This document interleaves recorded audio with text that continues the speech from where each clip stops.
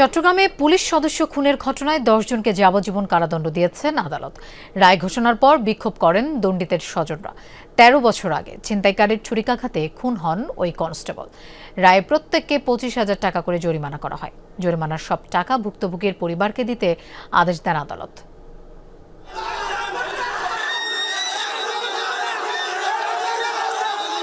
যাবজ্জীবন রায় ঘোষণার পর এভাবেই আদালত এলাকায় বিক্ষোভে ফেটে পড়েন দণ্ডিত আসামির স্বজনরা। এ সময় আহাজারির পাশাপাশি হইচই হট্টগোল করলে বিশৃঙ্খলা সৃষ্টি হয়।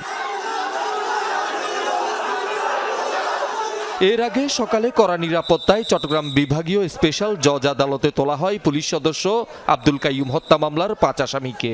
শুনানি শেষে বিচারক মিজানুর রহমান এ মামলায় অভিযুক্ত 10 আসামির প্রত্যেককে যাবজ্জীবন কারাদণ্ডের রায় ঘোষণা করেন। রায়ে অসন্তোষ প্রকাশ করেন দণ্ডিতের স্বজনরা।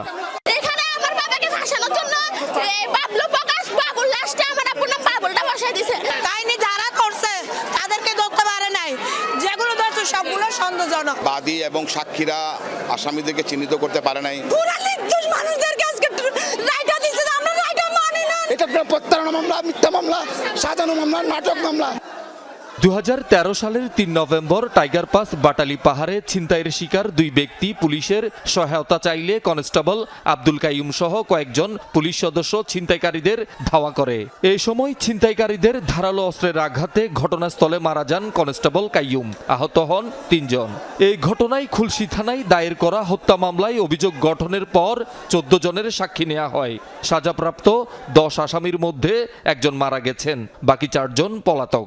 বিজ্ঞ আদালত প্রত্যেক আসামিকে যাবজ্জীবন কারাদণ্ডে দণ্ডিত করেছেন এবং 25,000 টাকা করে প্রত্যেককে জরিমানা করেছেন। অনাদায়ে আরও 6 মাসের কারাদণ্ড দিয়েছেন এবং এই 25,000 টাকার জরিমানার মোট 10 জনের 2.5 লক্ষ টাকা ভিকটিমের পরিবারকে দেওয়ার জন্য বলা হয়েছে। রায়ের বিরুদ্ধে উচ্চ আদালতে আপিলের কথা জানান আসামি পক্ষের আইনজীবী।